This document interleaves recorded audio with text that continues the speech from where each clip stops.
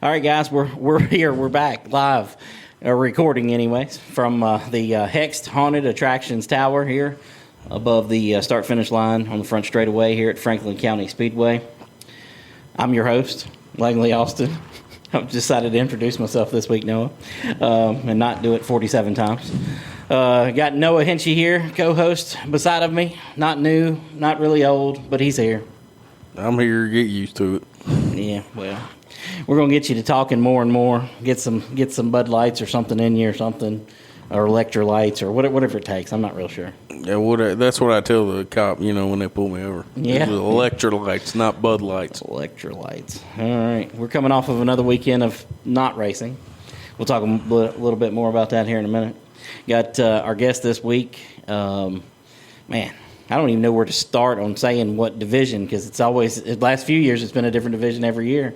But Chris Amos, who's been racing here for a long time. We were just going through that a few minutes ago. We started here in 1998 in the rookie division. Nothing like the rookie division was the last couple of years. That was like a mini stock division. But anyways, welcome to the show, Chris. Hello, everybody. Glad to be on here this evening and talk about racing, talk about a few other things, and just have a good time.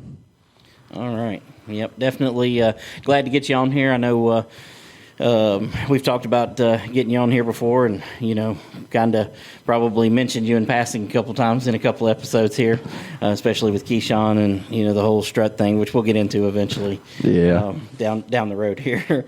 Noah, what another weekend without racing, man. I mean, what are we going to do? Yeah, I don't know. I'm starting to fiend over here.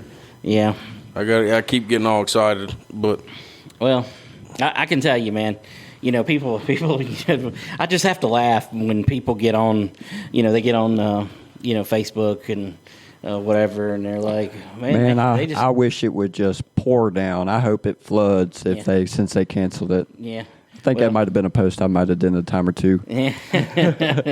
Yeah. Well, and the thing about it is like everybody's like, "Well, they don't even want to race." No, but I promise you, I want to race. You know what I mean? The last thing I want to do is cancel, but also, everybody, most of the people coming here, you're either paying a $15 ticket or a $30, pit pass. I got to pay all the bills at the end of the night. You know what I mean? Whatever the purses are, whatever cars show up, whatever fans, all the bills. Which it ain't no easier when the race cancels, because I still got the power bill and Porta Johns and all that other crap, and all the rest of the stuff that comes with running your own business. But glad to be on a week that looks like it's not going to rain. Not anything really in the forecast. Possible morning showers maybe next this upcoming Saturday, but we're looking good so far. You better knock on that wood after you said that. I mean, it's looked pretty good so far, man. I mean, and I've been watching it for 2 weeks, so looking good. Hopefully we'll get this weekend in. It's the United Rentals 200. Glad to have Mike from United Reynolds and his guys on board to help us here at the track. They've lent us skid steer and a sweeper and just different things here. They do a lot for us, and we appreciate their help for sure. I guess there's nothing else really, since we rained out. There's nothing else really to talk about, is there, from this past week? I can't think of anything. I can't think of any business matters. Yeah, I mean, we often, a lot of things go on during the week here, but that's nothing for the podcast. I mean, obviously we're still, working to get, the beginning of the season here. This weather, changes up on you every other day. You never know what season you're in here. So yeah, it's usually a hiccup or two at the beginning of the season, just about every year. Oh yeah, in April and everything. So I mean, it is what it is around here. We all know how the weather's going to be. Yeah, hopefully that'll get a little bit better as we get into May and head toward the Smart Modified race. We started promoting it a little bit last week. Looking forward to the Foxfire Towing Kenny Minter Classic. That'll be one of the best races of the season. I know it's one of your favorites. Oh yeah, it is my favorite. Them things, they get it around here, man. They're so fun to watch. There's so many of them. Plus, you get the mix of the stars in there: Ryan Newman, Bobby Labonte, the Myers from Bowman Gray. I mean, it's so much fun to watch. And both of you guys have won races on those nights over the last 3 or 4 seasons that we've run that. always fun to win in front of a big crowd. Oh yeah, for sure. Always a good crowd there for that race, right there. So flip that switch on your switch. I think your hand got it right there. All right, now have a little technical difficulty there. We'll get Chris back on board. Had a hand in the wrong spot. 1 2. So he's good to go. Yeah, we're good to go. We'll continue on. We ain't even going to edit that out. We're just going to roll with it. But anyways, you guys both got victories in that race, so it's a big one. Looking forward to that night. Talking with Chris Williams, the head of the Smart Tour, the other day, and he seemed to think we were going to be in the 30 range on Smart Modifieds. He was asking me how many we'd start, and I don't know that I would start that many, but I said, you can. You don't have a lot of pit stops anymore, so you don't have any restrictions there. Yeah, it'd be a wild bunch to see 30 of those out there at one time. For sure. So Start them all. That's what I say. Yeah, we already knew what you would say. So, all right, we'll dive right in here with Chris. As I mentioned earlier, he started in 1998 in that rookie division.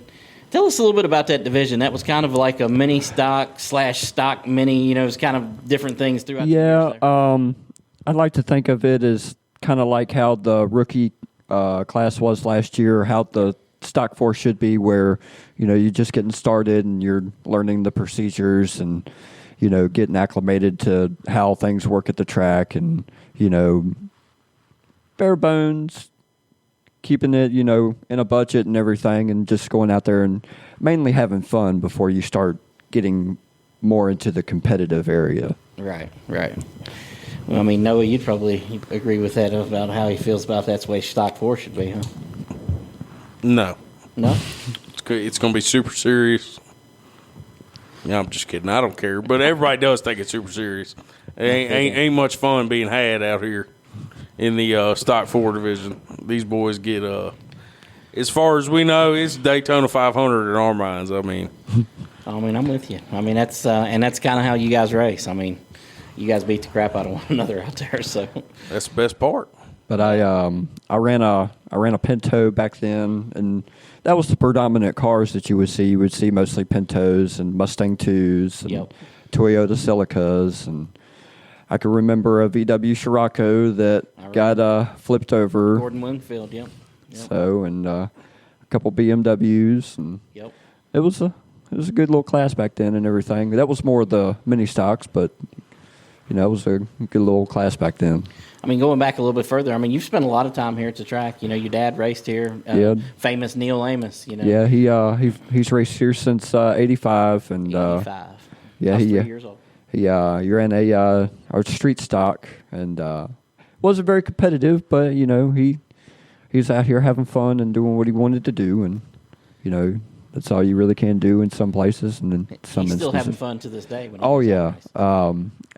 it scares me every time he goes out there, because he's a little bit more aggressive out there on the track than I can be sometimes, and it scares me on him just being out there and his age. But hey, I'm not going to stop him if he wants to keep doing it. Well, you might be scared, but he ain't. I'm pretty sure. But he's raced here for a long time for sure. Talking to you earlier, man, you didn't really want to be a race car driver. You wanted to be a wrestler. Tell us about your time wrestling. Yeah, I won't necessarily say that I didn't want to be a racer, but what I wanted to do as a profession is I wanted to be a professional wrestler. I didn't want to be a fireman. I didn't want to be a lawyer or a cop. I wanted to be a pro wrestler. Sting was my favorite wrestler. And, I went through training and everything, and I started training with quotations in the air when I was around 13. And most places I went to, you had to be over 18, so they would just hand me a broom and tell me, you would learn just as much watching as you would be in the ring. And I totally get that. Right. You keep your mouth shut and your eyes open, ears open and everything, you can learn a whole lot more in some cases. 100%. So, and around 16, I started lying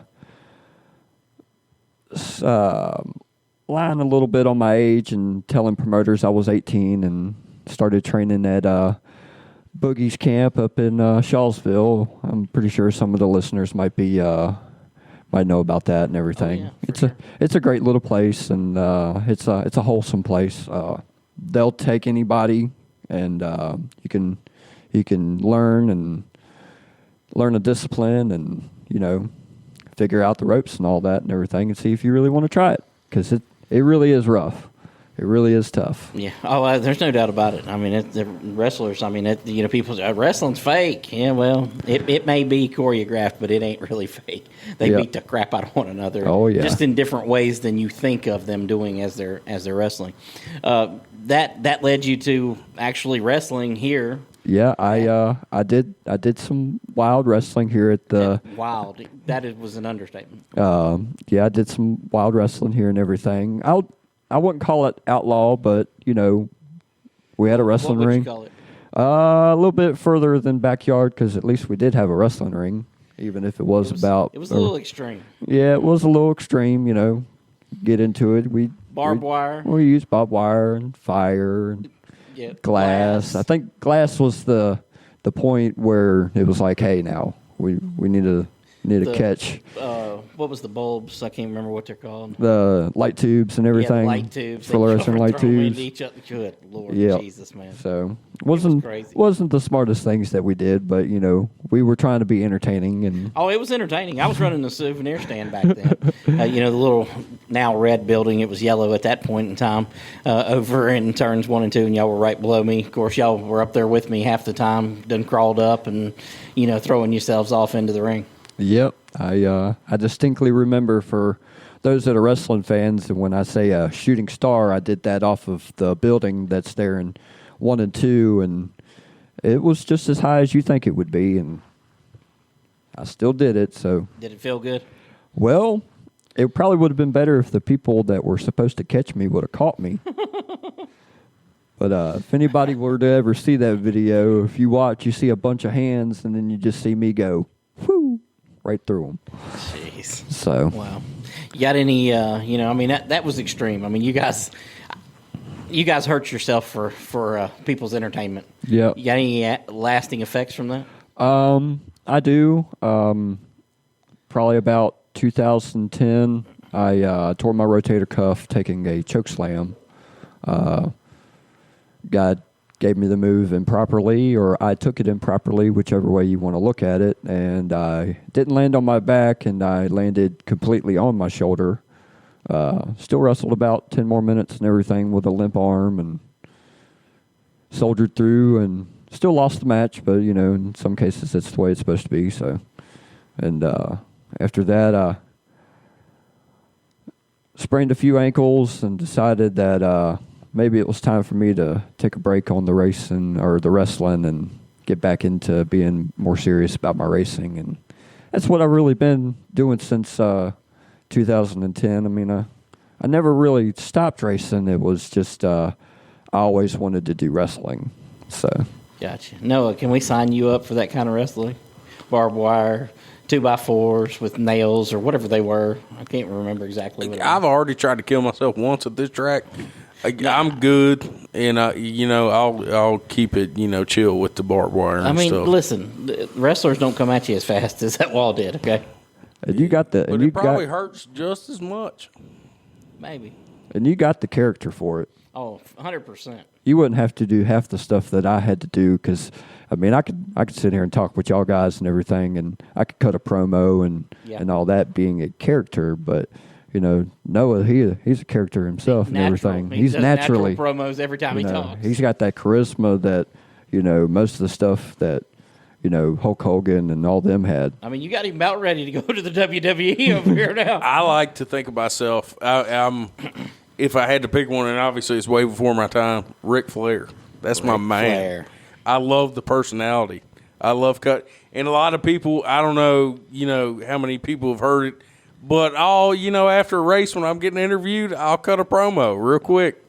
We're aware. And it's so fun. So, whatever it was at Pure Pro, yep. Y'all want to hit me up, I might hop in there once or twice. I'm so damn fat I might have a heart attack out there, but it'll be entertaining. Oh, we'll keep the EMTs on standby for you. Yeah, I'd prefer that. Yeah, well, David will give you mouth to mouth or whatever we need to do. You know what? I'm out. Never mind. Jesus. Oh man. Anyways, So you got back to racing after that. U-Car division, right? Yeah, I ran the U-Car division, running Dodge Shadows and stuff up until about 2012 when they had what they called Super U-Car back then and everything, where you were allowed to, run racing springs and racing shocks and racing wheels and tires and stuff. And that's what I was kind of always wanting to do and everything, because for me, at least when it comes to my cost and everything, it actually costs me a little less with the racing tires and stuff like that in the long run than it does having to buy right front for my car every other week. And or as it is now, every week. Every week, yeah. And U-Car, so. Yeah. So. That's interesting that you feel like it costs you less to run racing wheels and tires. It does. At least it did then and everything, because... I mean, that's what the racers convinced me of. I tell people all the time that I am the person who ruined the U-Car class here, because Joe Blow Racer would go, hey, man, we need racing wheels. We don't want to lose no wheels. You don't want anybody to get hurt, do you? No, I don't want nobody to get hurt. I'm going to give you those racing wheels. I give them the racing wheels. Next thing comes, hey, man, can we get racing tires? Yeah. I mean, we'll save money getting racing tires, whether you will or not. It's irrelevant. Was not a good decision. I will say they are a little safer tire and everything. They won't blow out as bad on blowouts and stuff, like when they start blistering and stuff. Right. At least with my experience. Yeah. No, I mean, I believe you. I mean, it definitely has its pros and cons. Yeah. Of going either way there. I think in my opinion, I think there should be both. Yeah. One class for people starting up and getting into it, and another class for after 2 or 3 years and they got the experience, want to do a little bit more of their car. They'd have a class for that. If we could just find enough people that would run that second class. Oh yeah. I mean, you have been very loyal to trying to run that class. Yep. I mean, Outlaw 4 last year. Whatever you wanted to call it. Unlimited, whatever the heck it is. Tuners, Super U-Car, front wheel mods, whatever you want to call it. Every one of those, But there ain't very many of you that have it. Nope. I mean. Well, I won't say that there isn't very many of them. It's for some reason there isn't very many of them that show up on a weekly basis. Whether on it's any kind of regular basis. Yeah, whether it's this or that, or they don't like the rules, or they can't afford it, or whatever the excuse or it's reason may be. Excuse. Yep. Yeah, I've found that the racers who want to race, they just race. You find a way every time. You know what I mean? Car blows up, back to next week. You know what I mean? I've been thrashing the last 2 weeks to get another car built, and because I blew up the motor in that first race with the North Carolina boys, which I was just an embarrassment out there. I shouldn't have even started that race, but as a true racer, I wanted to race, so I went out there and did what I could. So I understand. I understand that completely. Going through, you got, in the U-Car, you said you really didn't start winning until 2011, 2012?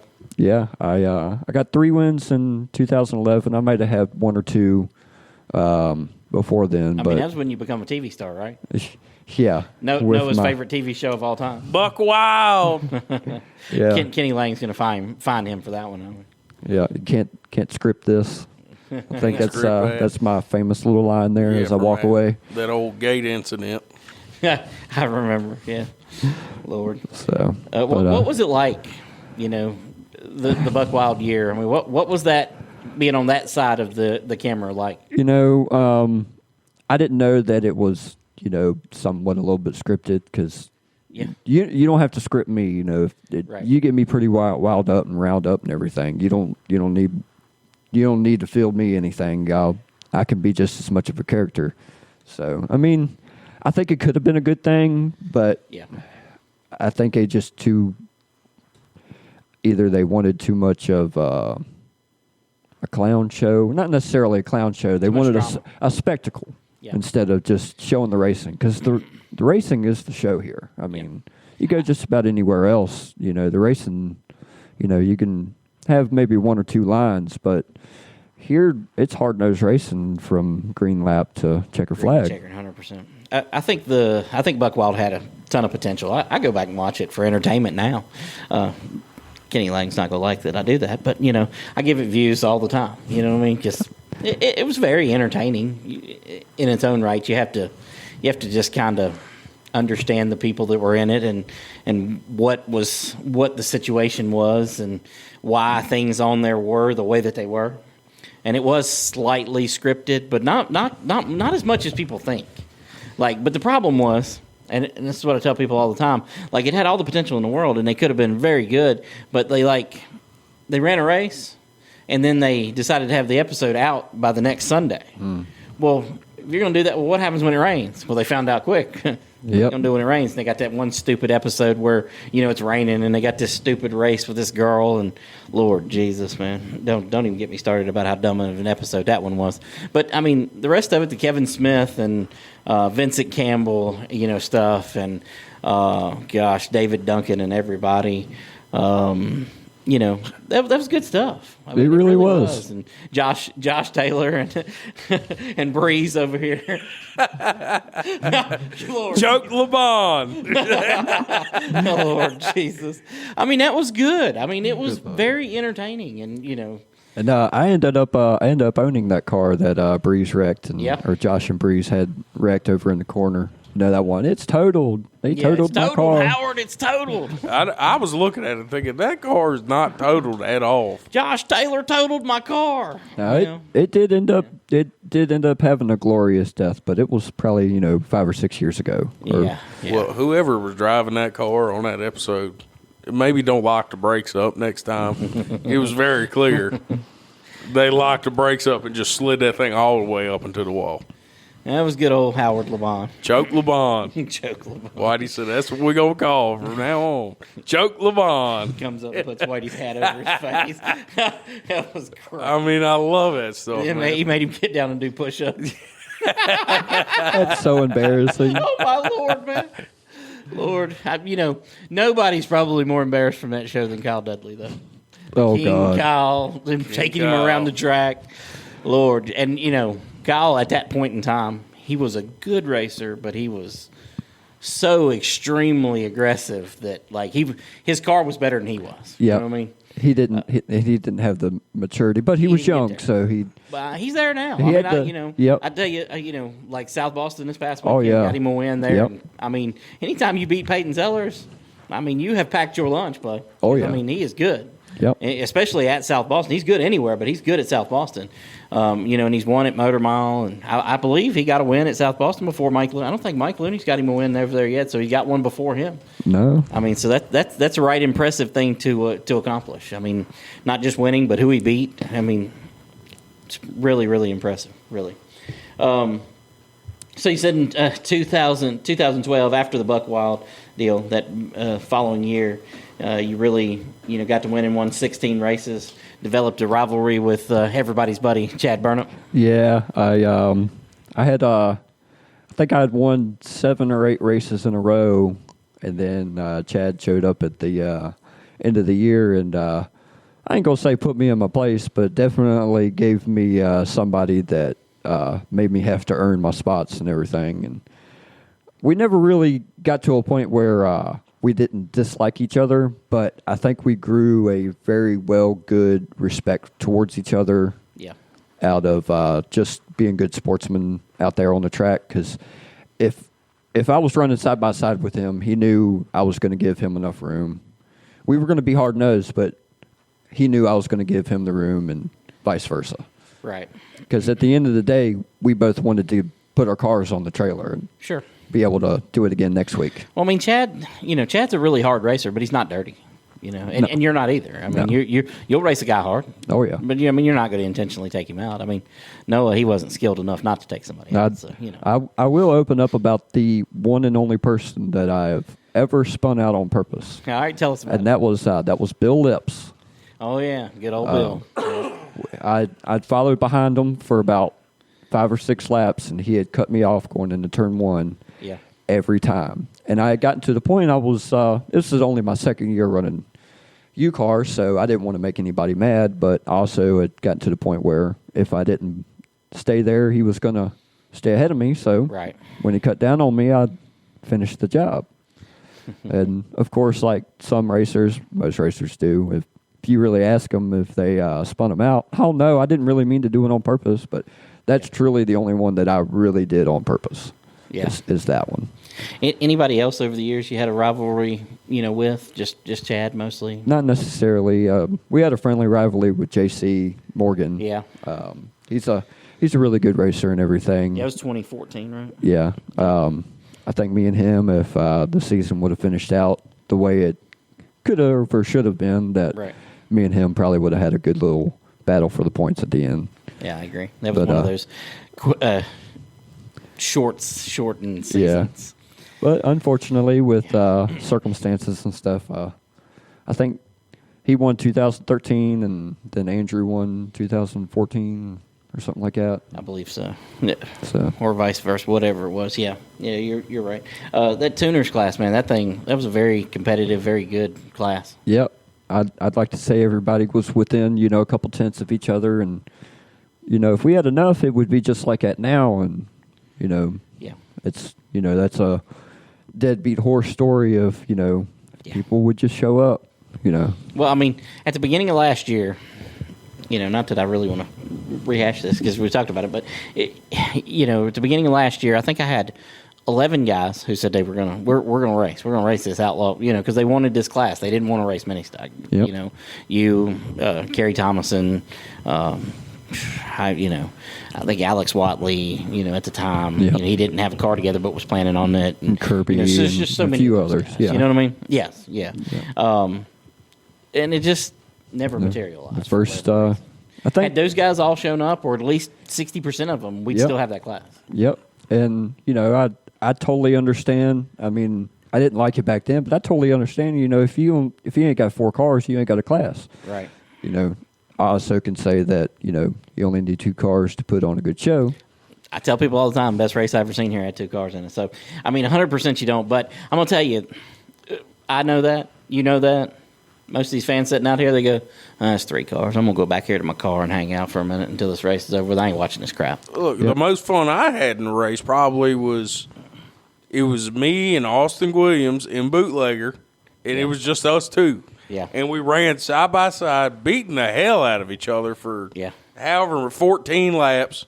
And we crossed each other over about 4 different times. Yeah. It was a great race. It was only 2 cars, but One of my most memorial or rememberable races is with Chad Pernup.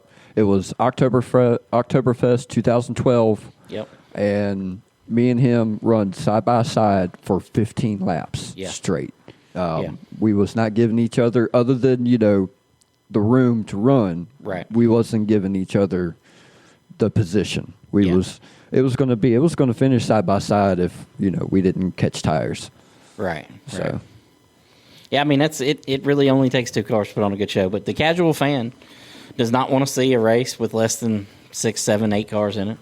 And that's pushing it. You really need double digits in every division. That's the goal here. That's why we're at 4 divisions, and and that's why we have the unfortunate situation of today your car's not competitive enough to win a mini stock race. No, it could be. You could get it there. You could get to that point. The cars are capable of it. Barry Wilson has proven that. Jason Garwood has proven that. The cars are capable of it, but right now they're not.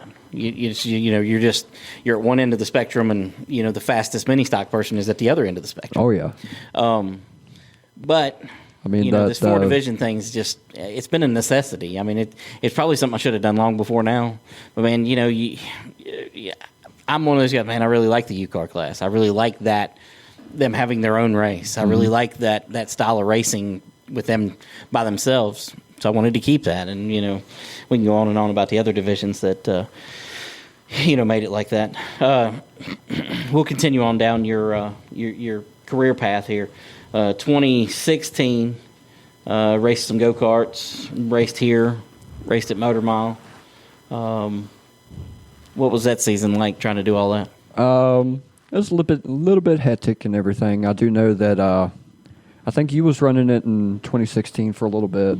I was. And I we ran was all of 2016. and we was running Sunday Yep. races, Yep. and that made it a lot more easier because Providence runs Saturdays. But Yep. I'd spend half the week prepping tires and not take the time on my regular car or my regular race car, and then bring it down here, and then end up something dumb that if I would have just checked it during the week. Right. So, but I'll always go back to the roots of go-kart racing, whether I'm actually racing or going and helping somebody out and everything. It's just the fun of being there and the atmosphere about it. Right. I can understand that. And the way those things are, man, you can run all kinds of different classes. And, Oh, yeah. It's just so, and it's not fan based. No. The track doesn't need fans to be successful. So. No, the majority of the people that are there watching are the people that are there racing. Yeah, 100%. 100%. We'll skip over a little bit of the seasons after that. 2021, I mean, you pretty much dominated the Stock 4 division. Yeah, I just played into my year that year. I had a good car, and just it's the way that everything landed. I think I ended up winning 8 races in a row total from the beginning of the year, going to Motor Mile and coming back and all that, and having the bounty on me, which I'm not going to lie, ever since I've ever raced and ever seen bounties put on people, I've always wanted a bounty on myself. So that was actually something I've always wanted. Right. So, and I can kind of safely say that it never really got beat. I did get beat, but the bounty never got beat. So Right.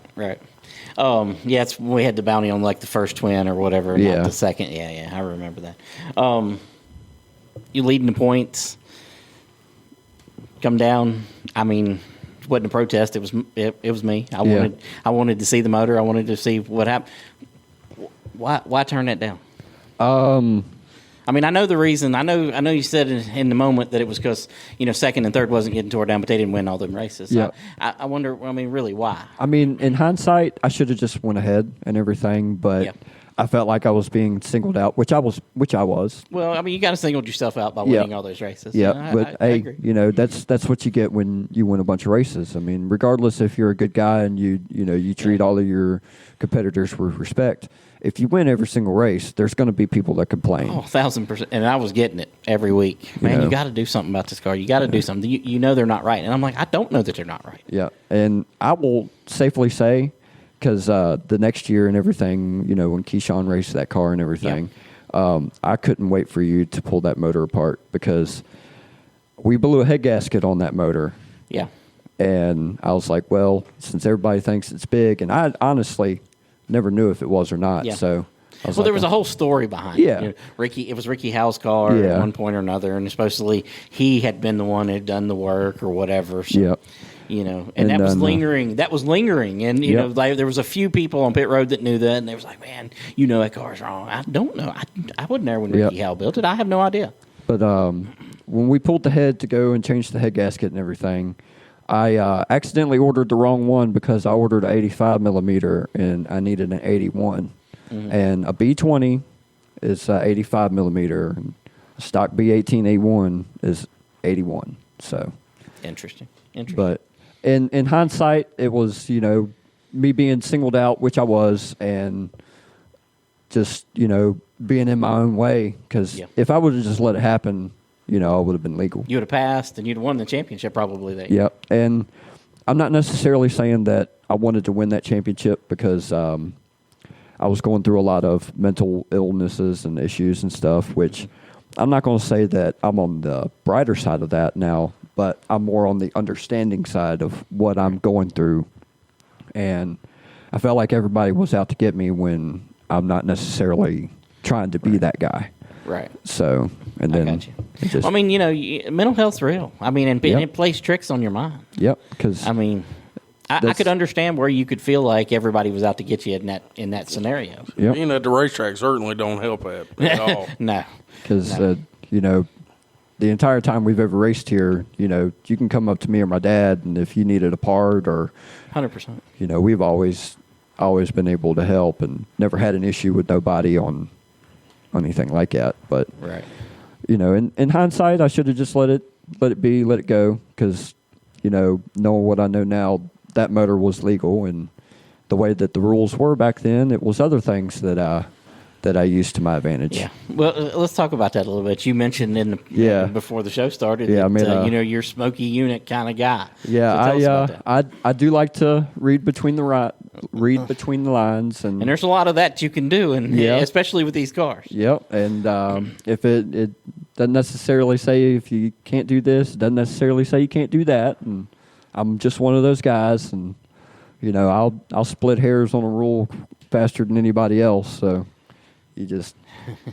But hey, that's the rule that you got to play when you're a competitive racer, because you always got to find that edge, whether it's an edge or cheating or whatever you want to call it.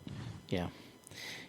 Sometimes the rule isn't made yet; it's not cheating. Well, there's a lot of rules that are added for racers like you. Yeah, and I'm proud of saying that the majority of the rules in Stock 4 right now is probably because of me and maybe one other guy.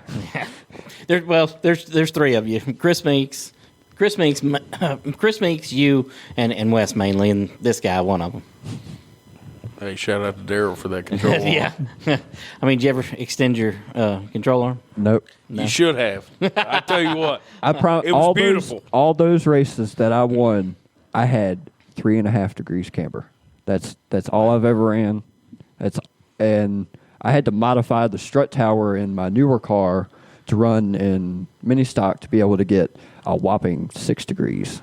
I mean, and these guys in Stock 4 right now are crying because they ain't got but 4 degrees. Yeah, so yeah, it sucks. And I wasn't eating my tires up with only 3 degrees camber. Yeah. So I mean, a lot of it is in how you drive that car. Yep. Well, my tires were fine until Langley put 280 pounds in my right front. I don't know. I had a whole fat passenger riding with me in my car. Hey, but I totally agree with adding weight to the people that are faster and everything.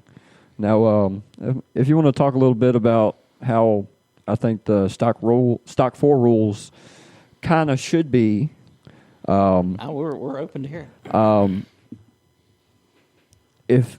If your car is scaled out, you're doing a little bit more to it than what a Stock 4 should be. If the weight rule is 2,400, go across the scale. You put the weight in the center of the car and everything, because. Face it, 90% of the cars you go out and go buy and everything, they're not scaled out. You strip them down, you put a roll cage in it, and they don't automatically have 55% right side weight or left side weight. And, right. They're mostly balanced. Yeah. So from the factory. And I think there ought to be a ride height rule instead of a stock spring rule, because I think that's a little bit harder to maintain. You think that the ride height rule is harder to maintain, or the stock spring rule? Because I can get a 91 GSR, and it's got, it sits a whole lot lower than a regular Integra and everything. Sure. And then you got Cavaliers out there that are running V6 springs and all that and everything in them, and they look exactly the same. You measure them out with a tool and everything, they measure the exact same until you put them in a spring compressor. Right. But it is what it is, I just feel maybe you ought to let the cars have a little bit different ride height rule, and maybe the springs have to match on both sides, so you ain't got like a 200 on one side and a 375 or a 500 on the other side. So we were going to have a ride height rule for this year, and then we talked ourselves out of it. We were just like, man, it just opens up so many things that it can does. be done, which is good and bad. You know what I mean? Yep. But it come back to, what's the name of the division? It's Stock 4. Well, then that's not stock. Yeah. So and I already know the camber isn't either, and other things, but we're trying to stay as close as we can, and that's why. But I don't disagree with you. I tell myself all the time, man, I really need to go to a ride height rule in that division, Yep. And I'm glad I'm out of tech, because I don't ever want to do that again. And that's Donald's problem. He can deal with all that. Yep. And he's doing a good job so far. Yep. So I don't think he made any friends the first race. So. but that just means that he's doing his job. 100%. 100%. But I will tell you, the thing I like about Donald the most is when somebody comes up and goes, man, such and such is doing this. I go, what do you want me to do about it? I don't do tech. Yep. It's the best part. And I just point to him. Here you go. Here's this guy. And I can safely say that you've probably never had me come up and say this person's doing that or this person's illegal. Most really good racers, they're just going to go do what they're doing. Yep. Or do something different that's close to it or better or whatever. They don't really care about what that other guy's doing. I don't need to go and walk around other people's cars and look at them to try and find something illegal and point out, an exhaust tip and say that's illegal because it's not the right, it's not the same diameter as the stock and everything. And, we've just went through that. My glass windshield being illegal because it's a glass windshield and it's not safe and everything. Like, come on. That is the number one thing that aggravates me, especially around the stock 4 division. There's a lot of people, rather than, if you have a problem with my car or somebody's car, put up the money. Put up the money to protest. But instead, they'd rather just, call Langley up or call whoever up. This is illegal. This is illegal. You need to check this. And then before you know it, word's done spread throughout the whole division. And then it's like, at that point, they kind of have to check that because then if they don't, it looks even worse. Yep. But I hate that. Don't sit there and gripe and complain about it. Put up the money and protest it. Don't go looking through Facebook pictures, Wes, and say, see, look at his picture. He's got a cut spring. I didn't have a cut spring. I was just fat, sir. Yeah. And that's another thing. I'd find it very disrespectful for somebody to come up into somebody else's pit and grab a spring or grab a strut or anything. The only person that should be looking at my car is the inspector. I love they try to be slick. Except for the instance of protest. Yeah, or except the instance of protest. Once you put the money up, you have earned that. I watched a dude last year thinking he was being slick. I won't call him out. But come up, pretend to talk to me, put all of his body weight on my right rear, and then, kind of look at the car, walk up, sit his butt on my right front, and then walk over and go around the whole car. And I'm like, it's very obvious what you're doing, dude. Who go on somewhere. I ain't going to say names. Come on, man. He ain't even racing, so I don't know what he was worried about it for. But, yeah, I've seen that. And people, when you're going through tech, people that aren't even a part of tech looking in your car, like, can I help you, sir? Yeah. You got a problem, put up the money. Because other than that one instance that I had between me and you and everything, I've never had a problem with ever being disqualified. I've only been disqualified, but twice. Right. And the other time, my car was on the trailer. Right. And Barry goes, pull it over here. And, I could have fixed it, but I was honest. Yeah. I told him I had a adjustable camber arm and everything, and I had it in there, but I hadn't had it set at 0 yet. So. Right. And the rule was you can have it, but it had to be set at 0. Yep. So. That's right.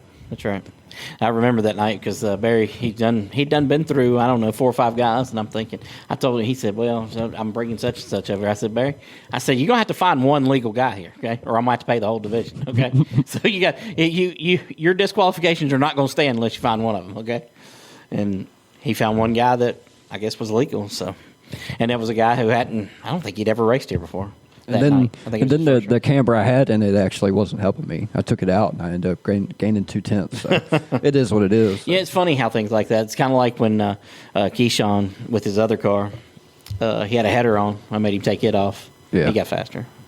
So a lot of times, the things don't matter. I mean, it's like a whole conversation I had a few weeks ago with Jaden and Wes, and maybe Keyshawn was there. I can't remember who all was there, or Josh Hinchee was there, one or the other. And talking about racing clutches and what their performance is. Well, if you've not done anything to the motor or you don't have it tuned, it doesn't make any difference anyways. No. The only thing it may do is give you a little better torque on a start. You know what I mean, or a restart. That's it. It's the only advantage there, unless you've done the things to the engine, and then there's a whole different ballgame. Yeah. So why you have to have a stock? Because technically, I could find a Stage 2 racing clutch cheaper than I could a stock OEM. Yep. Actually, so why is that illegal? You know, so I get to question in my own things here. I'm like, well, that don't make any sense. But go back to what's the name of the division? Stock 4. Okay, yeah. So here we are. You know what I mean? It's like it's cheaper to find me a header than it is a manifold, but I've literally I've got like 4 of them just sitting waiting. So if anybody ever needs one for an Acura Integra, I have one. Yeah. Well, not many cars other than Cavaliers and Sunfires right now in the Stock 4 division. Yeah, I got an Integra I'm going to be running a few times this year. I was going to ask about that because, you know, Outlaw, you struggled with the car last year. Yeah. This year, I mean, you already know you're out car'd. Oh, yeah. Why not just drop back to Stock 4? Why not just race Stock 4? I mean, I know you said earlier that you like what you can do to the car. I can now that I have another car that I can use. Yeah. I've just done so much to my red half car that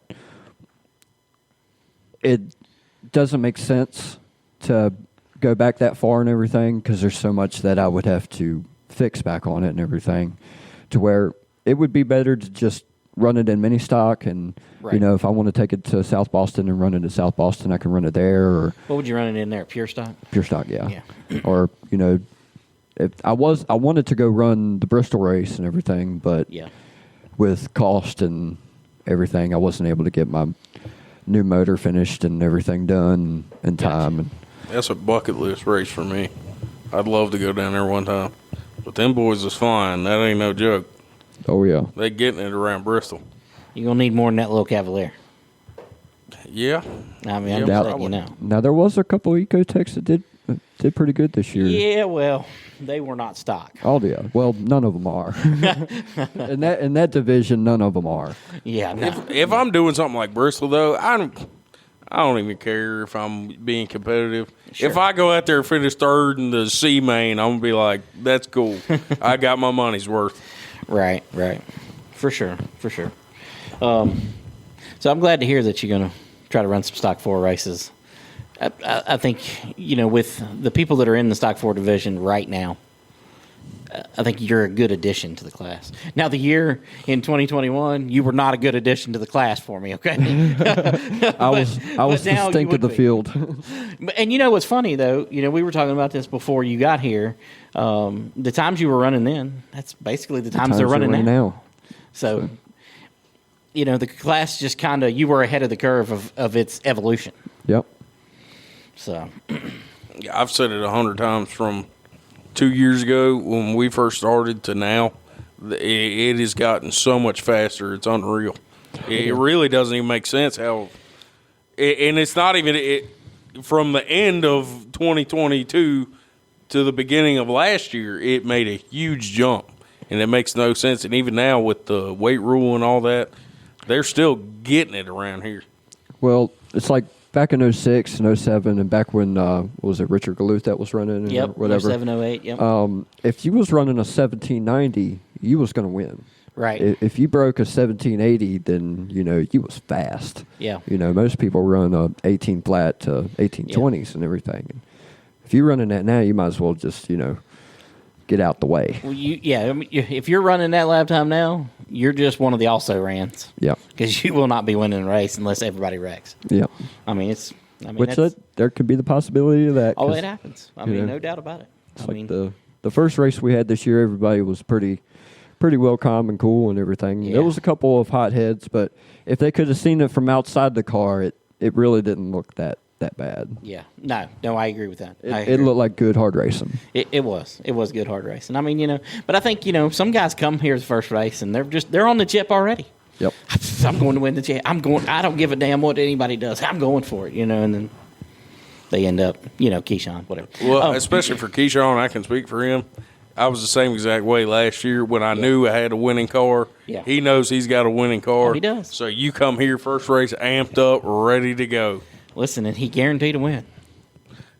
I actually this weekend. Actually got a little hot at you one time last year because I brought my dad's car down and I knew it was slow and everything. And I was going around to all the other guys and I'm like, hey, man, I know I'm slow. I'll get out your way and everything. And the very first word that comes out of his mouth is, you better get out of my way. And I'm like, I just came over here to respectfully tell him that I'm going to be slow and I'll get out of his way. So I purposely made him pass me on the outside. I would not let him go on the inside. Look, sometimes my jokes come out sounding serious, but I had already said that to like 3 different people that day. Like Keyshawn and that turd Celica, I wasn't joking with him. I was like, I ain't playing none of this blocking for 10 laps crap. I'm gonna give you one shot in the ass. That's your one warning. Get out of my way. And he actually did. He was nice. I gave him one shot and he moved, and I didn't have any problems with him for the rest of the year. Well, he probably knew what was coming that second shot. Yeah. Probably going to look like you and Altus over there. Probably. You mentioned on Facebook post, comment somewhere about telling us the difference between a strut and a strut assembly. Oh, yeah. Go ahead. I mean, This is one of those reading in between the lines and, gray hair in area. You can go and buy a strut. It does not come with a spring. You have to take it to a mechanic. He has to use a spring compressor to take your spring and put it on that strut. Yep. And then there is a strut assembly that you can buy.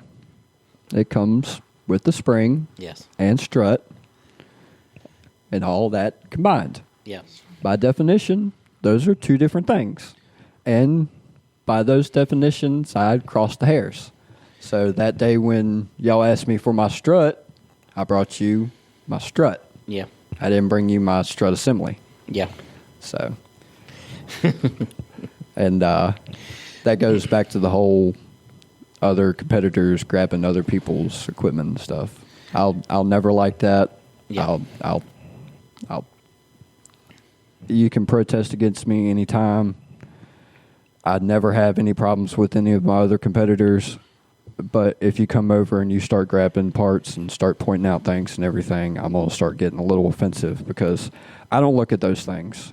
I look at it as you do what you do, I do what I do, and we go out there and we're competitive. If I'm stinking up the show, then throw some weight at me, slow me down. Right. I understand that, but saying things like this, that, and the other, and pointing this, that, and the other. It got so redundant that it's like whatever. Right. Still my favorite protest to date. I was just over here watching Langley look up the definition of a strut and a strut assembly on. and unfortunately, Google was not your friend that night. No, it was not. And sometimes it works like that. And I totally agree with you. There is a difference between strut and strut assembly. I agree with you today. That night I was like. Then when Wes grabbed the spring and it says 215 right on it, I wanted to be like, you dumb SOB. It says 275. Wow. Yeah, I'll be honest with you. I don't know. And even when I was doing tech, I didn't know anything that I couldn't read out of a book or off of Google or whatever. But when y'all handed that spring over, I went, that thing ain't right. I said, I already know. I already know that ain't right. Yeah. Now I got to figure out, okay, how does this work? Yeah, it's only an inch shorter from a stock one. The stock one's 280 to 253, depending on if you got a GSR or if you got an LS. And that's that crossing them hairs and stuff on rules and stuff. You got to be innovative, man. I don't want to see a time in racing when the racer isn't innovative. Yeah. You know what I mean? Now, I also don't want to see a time that the track doesn't take it away from them when they get the opportunity if it's an advantage. Yeah. But, Just about I think it was Darrell Waltrip that said you don't want to be rule breakers, but you want to be rule makers. 100%. And I'm definitely a rule maker. I have broken a few, but I've definitely made more than I've broken. Yeah. Well, that's going to be Noah's last claim to fame since he's retired from racing now. Jesus Christ. I'm never going to get away. Since he's retired from racing, his claim to fame is he made one rule. His retirement from racing is about my retirement from racing and everything in 2019, where I sold the 18 hatch and everything and was like, I'm going to go camping. He'll be back out there. I'm going to be back out there. But right now, I'm having fun. Oh, man. Talking crap on the microphone. Well, that's good. What speaking of talking crap on the microphone, what you going white trash this weekend? You got a different outfit? What are we doing? I don't know. I'm thinking about it. You going back Boss Hog? We're gonna check the weather first off. That's gonna be the first. It's going to be about 68 to 70 degrees. My outfit is going to be dependent on that. I will say Boss Hog is not making an appearance anytime soon. We're going to save that for special events. Yeah. I think it was too hot. Well, listen, if you don't use it now, it's definitely going to be too hot later, okay? Good Lord. That's why. Bringing it back in November. Maybe for the Smart Mod race, I might have to break it out. I'm going to just suffer through the day. That's going to be a hard one to suffer through. It'll probably be 90 degrees. Yeah, probably so. Memorial Day weekend is always hot. Yeah, sometimes rainy. If it's see-through, don't look too closely. That's all I'm saying. We definitely do not want to do that. That's for sure. Chris, other than running into mini stocks and dabbling in a couple stock 4 races, you got any other plans going back wrestling or anything? I am going to be doing one wrestling show this year. It's in tribute to one of our friends and everything that recently passed away over the holidays and stuff. And he was a real close guy when it comes to our wrestling and stuff. He was kind of like a big brother to me in the wrestling world. So Pure Pro is going to be a part of that and everything. It's going to be, I hope they don't mind me plugging it for them and everything, but we're having an open night at the Basement Toy Shop in Salem. Mm-hmm. And I don't know the dates and everything, so I can't tell you that and everything, but we're going to have a few people like the Sandman and a couple other professional wrestlers that our buddy Brad liked, and we're just going to have a good time and honoring him. And I'm not going to necessarily say that's going to be my last one, but I have been trying to hit the gym and get my cardio back up so that if I do get in the ring, I don't get gassed out and I'm sucking out air and everything within 5 minutes. So we might have to get you a Noah in the ring over here. We can make it happen. I don't think we're in the same weight class. He'd still put a whooping on you. Just saying.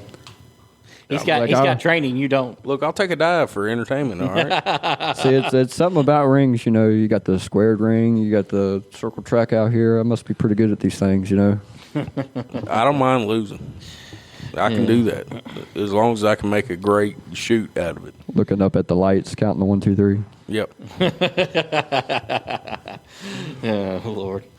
All right. Well, I guess that'll do it for this episode. I think I've asked you anything you think of that we haven't asked you.